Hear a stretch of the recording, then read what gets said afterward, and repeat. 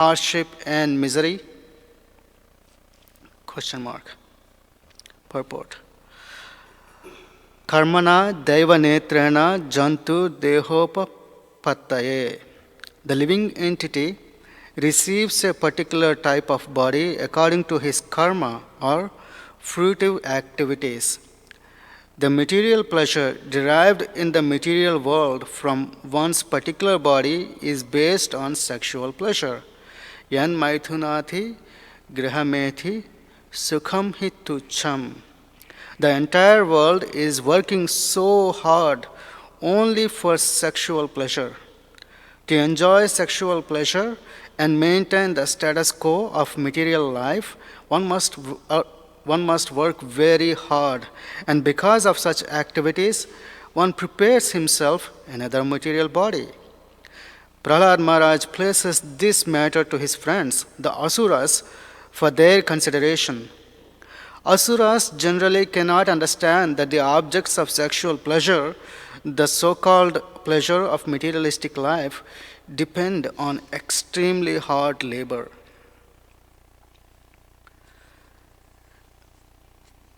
We will also read text number 47, the translation and purport, so that these two are tied together. Text 47 translation. The living entity who has received his present body because of his past fruitive activity may end the results of his actions in this life, but this does not mean that he is liberated from bondage to material bodies. The living entity receives one type of body, and by performing actions with that body, he creates another. Thus, he transmigrates from one body to another through repeated birth and death because of his gross ignorance. Purport. The living entity's evolution through different types of bodies is conducted automatically by the laws of nature in bodies other than those of human beings. In other words, by the laws of nature, prakrite kriyamanani, the living entity evolves from lower grades of life to the human form. Because of his developed consciousness, however, the human being must understand the constitutional position of the living entity and understand why he must accept a material body. This chance is given to him by nature, but if he nonetheless acts like an animal, what is the benefit of his human life? In this life, one must select the goal of life and act accordingly. Having received instructions from the spiritual master and the Shastra, one must be sufficiently intelligent. In the human form of life, one should not remain foolish and ignorant, but must inquire about his constitutional position. This is called Athato Brahma Jigyasa. The human psychology gives rise to many questions which various philosophers have considered and answered with various types of philosophy based upon mental concoction. This is not the way of liberation. The Vedic instructions say, Tadvijnanartham sagurum eva bhigachet. To solve the problems of life, one must accept a spiritual master. Tasmad gurum prapadyeta jigyasu sreya uttamam. If one is actually serious in inquiring about the solution to material existence, one must approach a bona fide guru. Tadvidhi pranipatena pariprashnena sevaya upadekshanti te jnanam jnaninas tattvadarshinaha. Just try to learn the truth by approaching a spiritual master. Inquire from him submissively and render service unto him.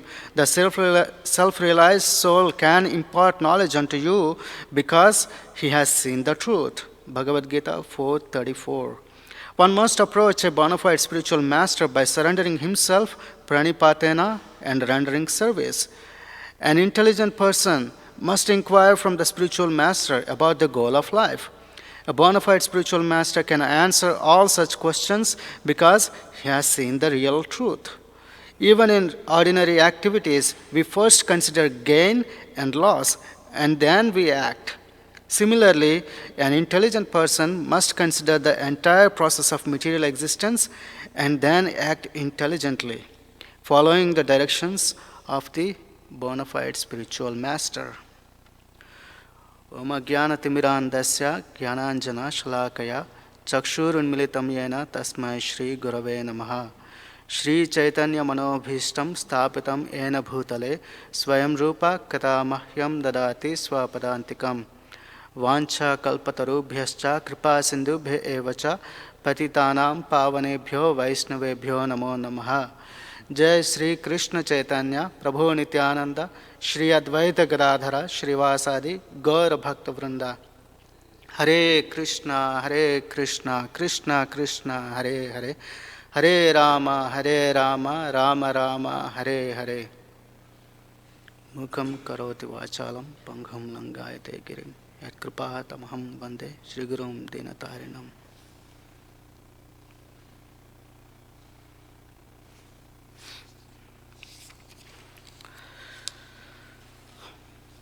Thank you all for joining us for this morning's Bhagavatam discussion. We just read 2 verses from 7th canto, 7th chapter, text number 46, which is written on the board, and 47. So, today is a very auspicious day for multiple reasons. So, we'd like to remind so that or at least get reminded ourselves what is the some of the significances of today, other than being a Saturday and a weekend holiday. Anyone? Srila Bhaktivinoda Thakur's appearance day. That's correct. So, very auspicious day. One of our disciplic succession's stalwart acharyas, his appearance day today. So, in honor, we will be celebrating starting from 10:30, and then, of course, all the disciples and aspiring disciples are followers of Rupa Goswami and followers of Srila Prabhupada. They fast until noon, and then the festivities. Any other significance for today? Yeah. Srila Haridas Thakur's disappearance day.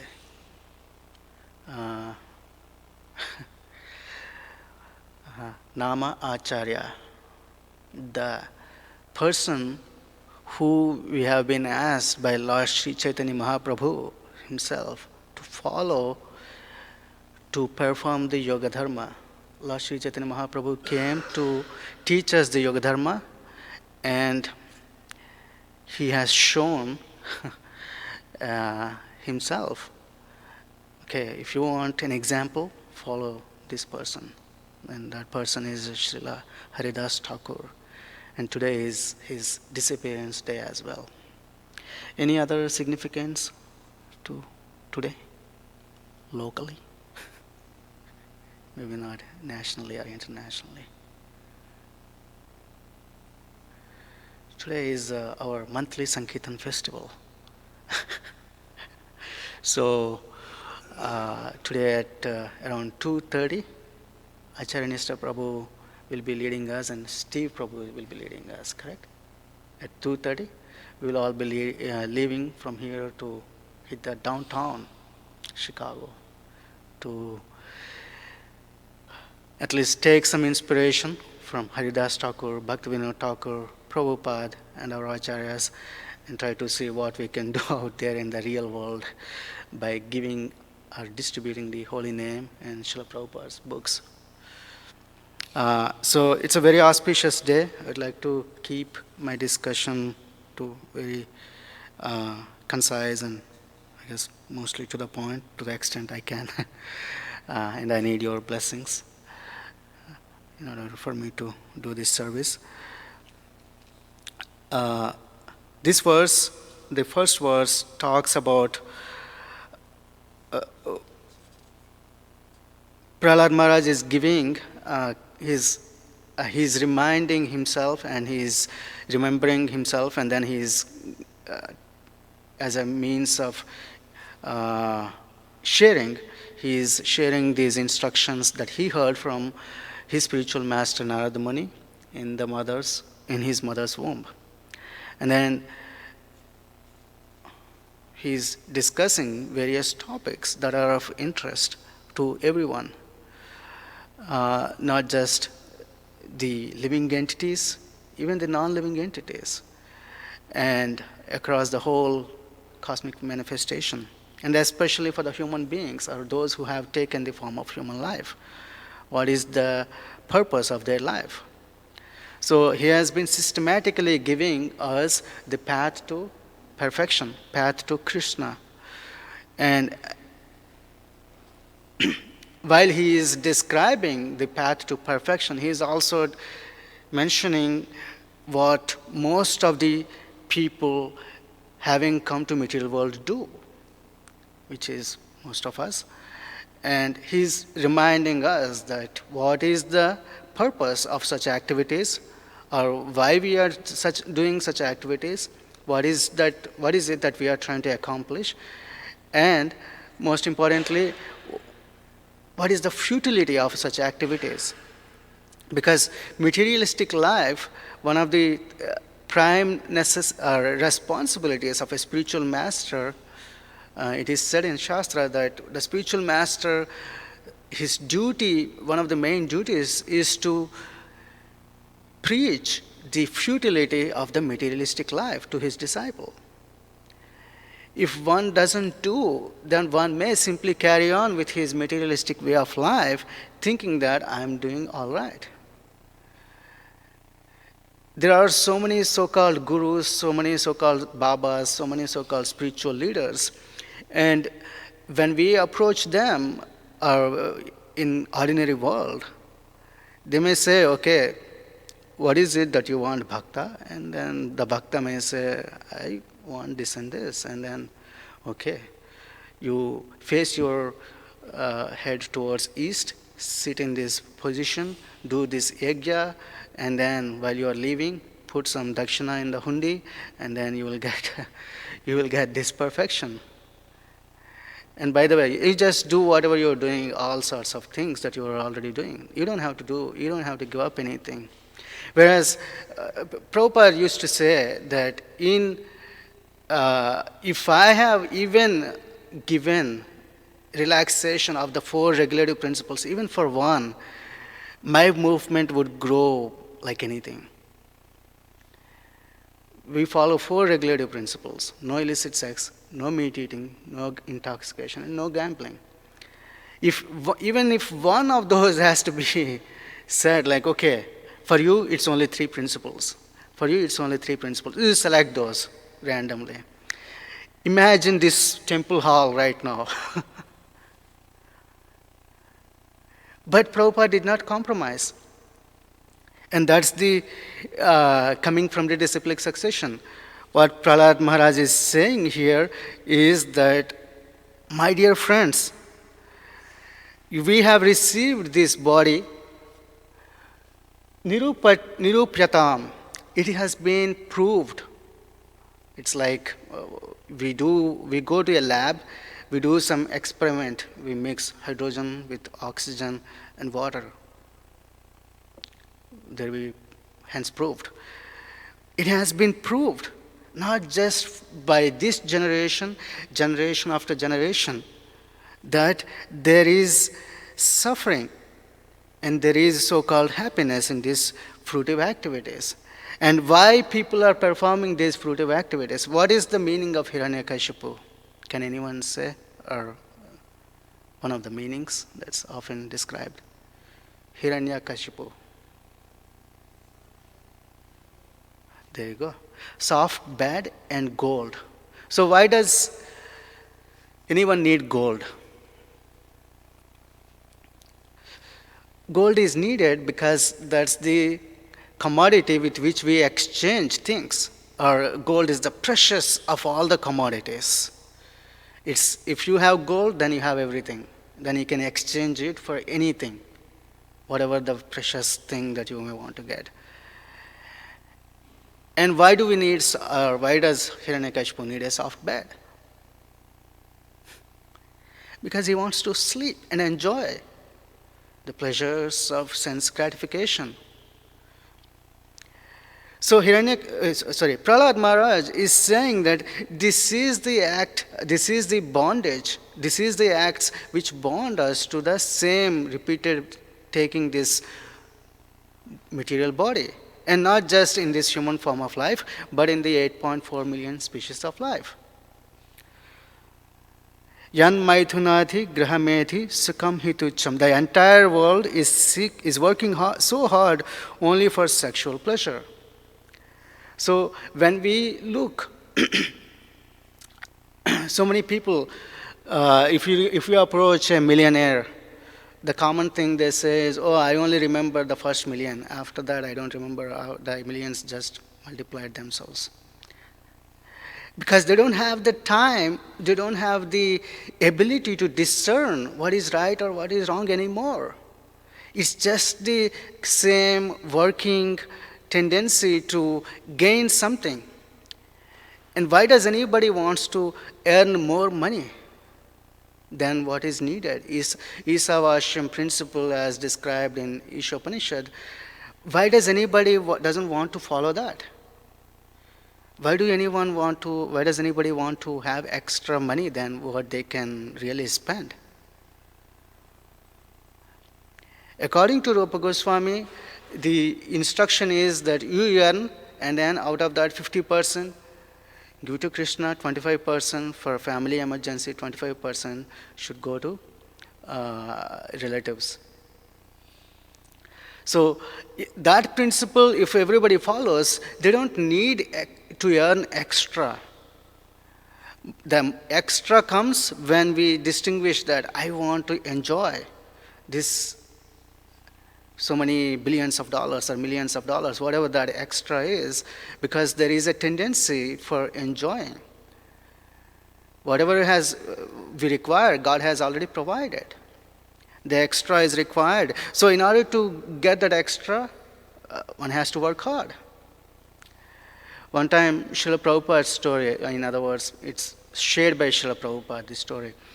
Prabhupada was sharing in a class that in a church in London, somewhere a suburb or a village close to London, I believe in United Kingdom, the person, the preacher, what's called pastor is preaching, and that particular day the audience were all people from, the workers from mines, like they work in a mine. And then the pastor was saying that you all work so hard. You don't know what's going on outside your world. But we have to understand the goal of life.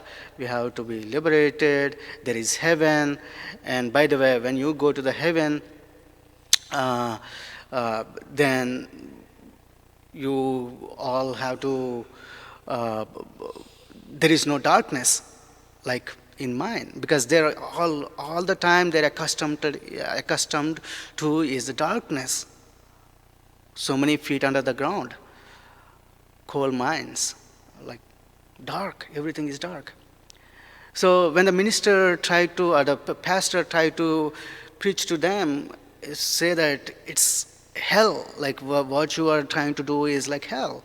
And similarly, there is a hell out there also, which is also dark, just like this place. But there is a heaven which you can go to if you follow the path of God. But there is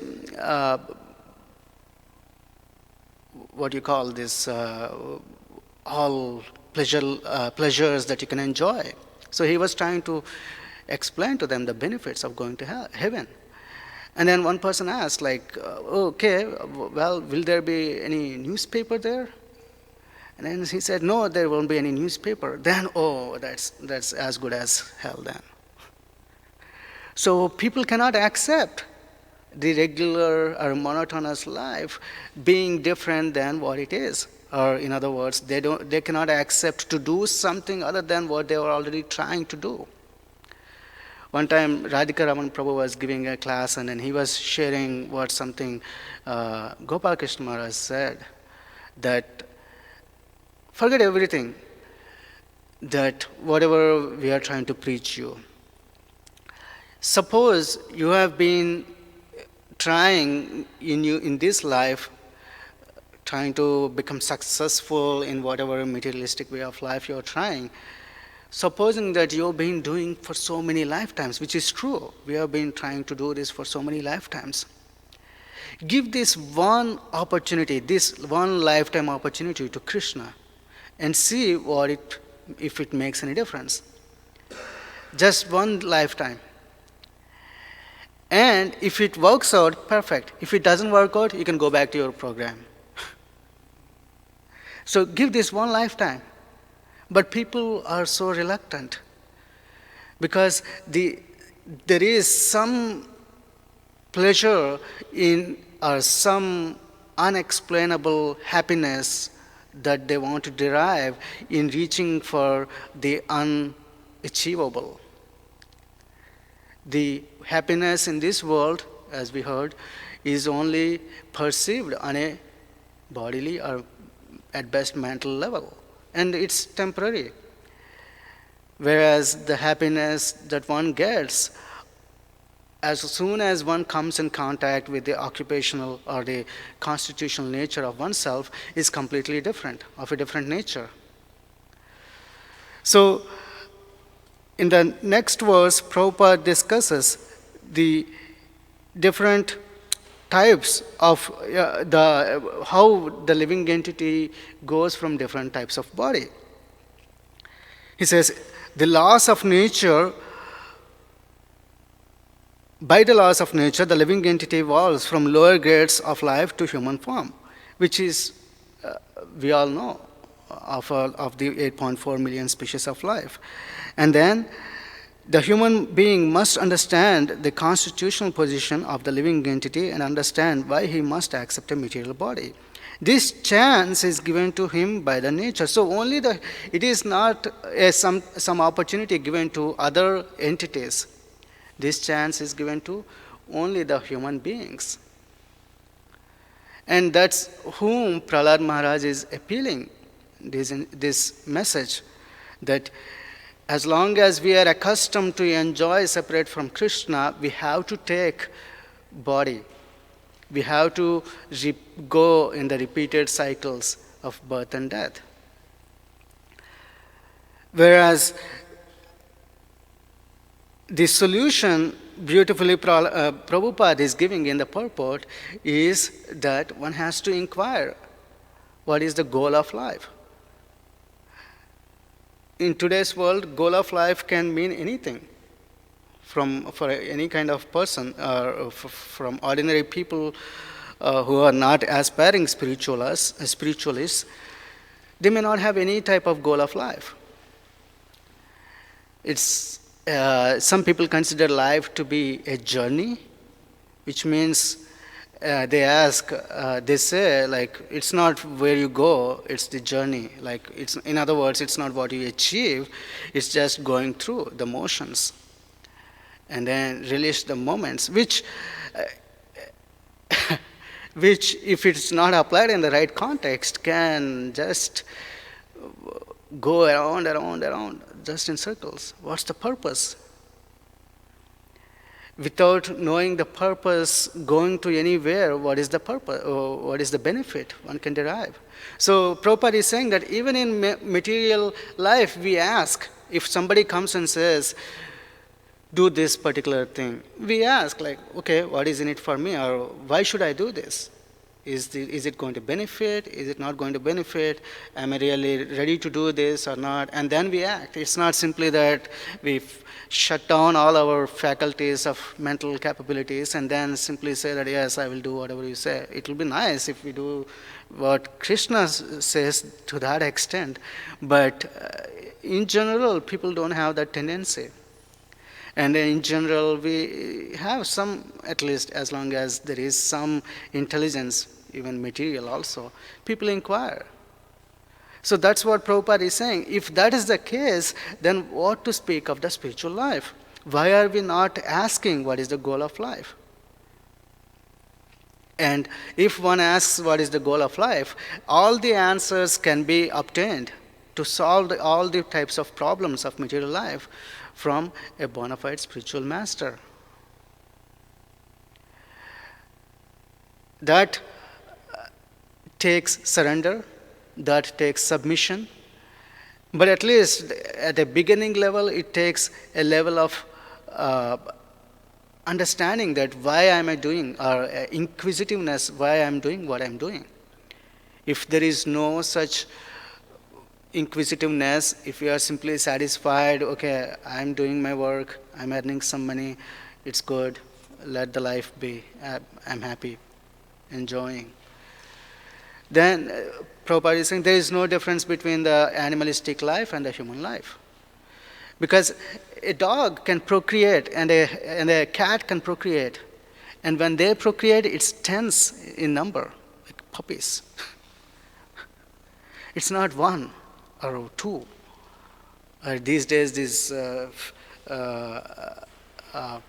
popular thing is somebody, somewhere, some triplets are born, and that becomes a news.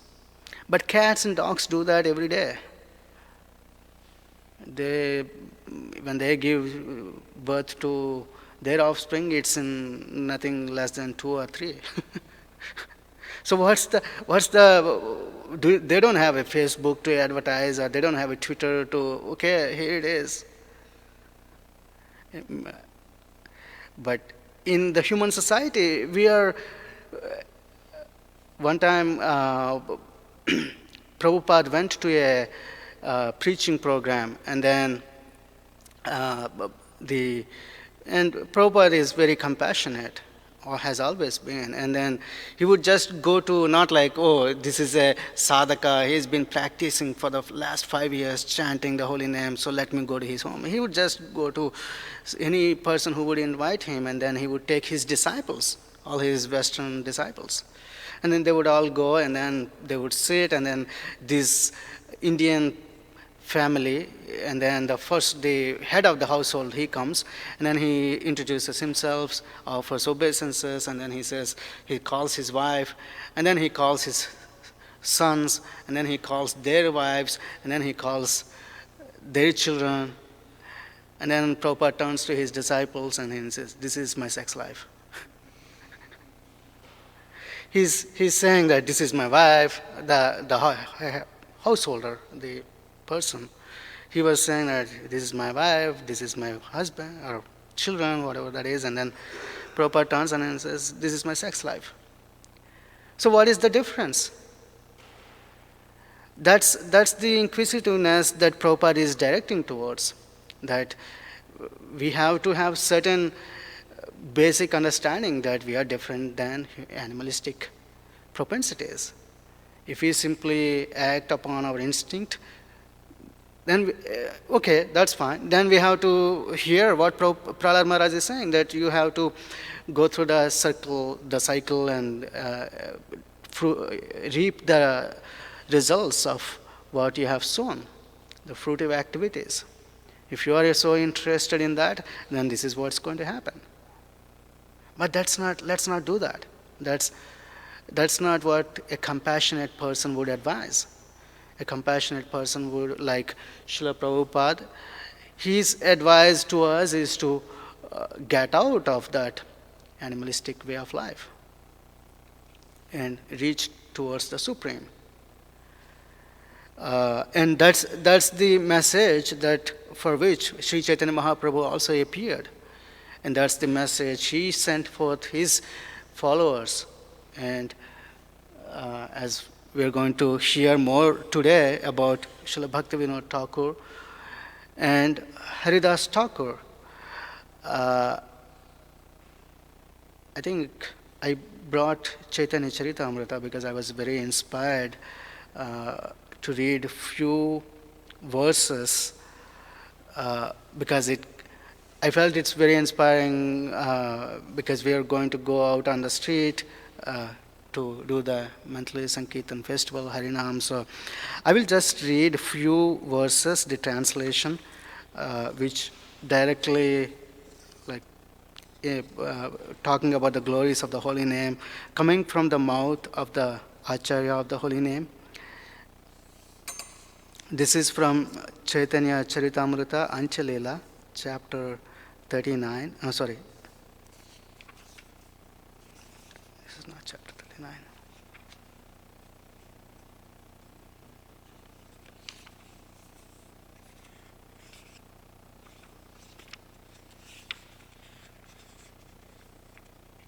So, just like today we read about how different people, without knowing the goal of life, what is it that they can benefit from?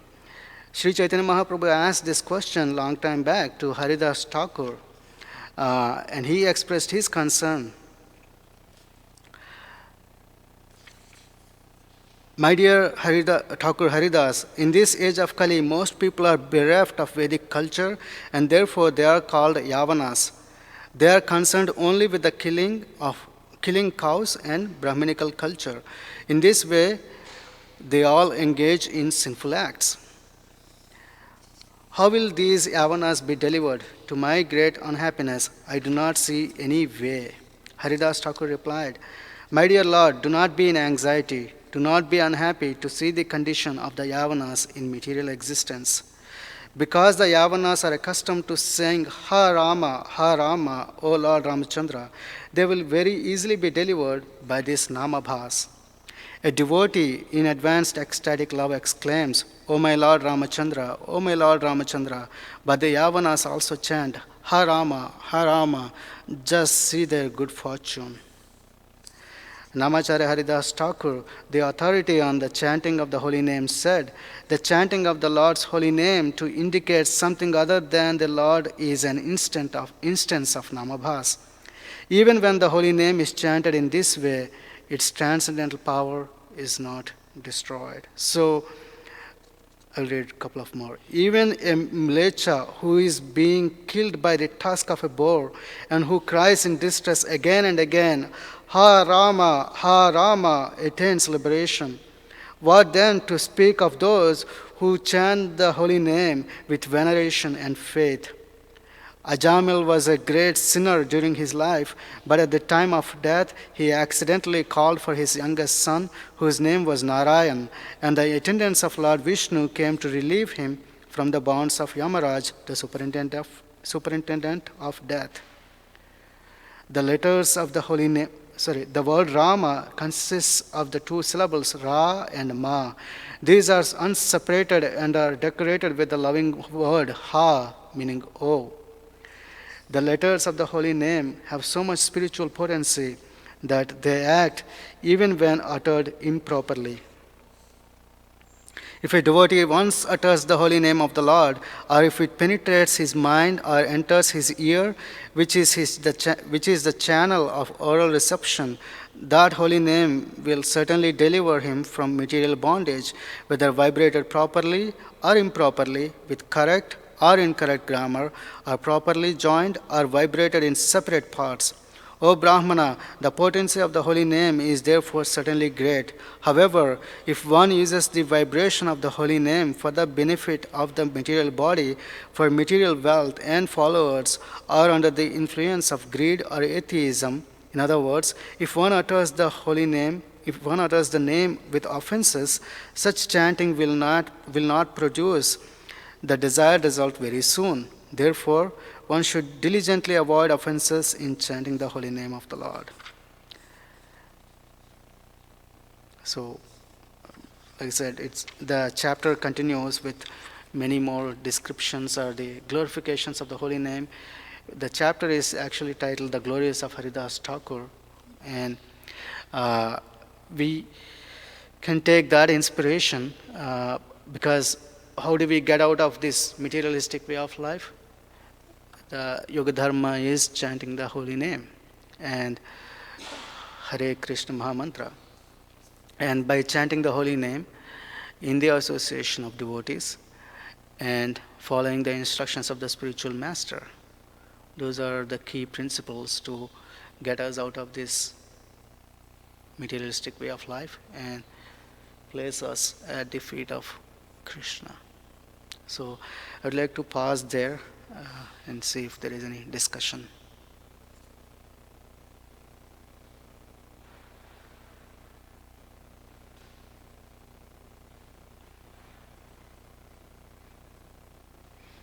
discussion. Okay. Right. Thank you all very much. Srila Haridas Thakur ki, Srila Prabhupada ki, Srila Bhaktivinoda Thakur ki jai.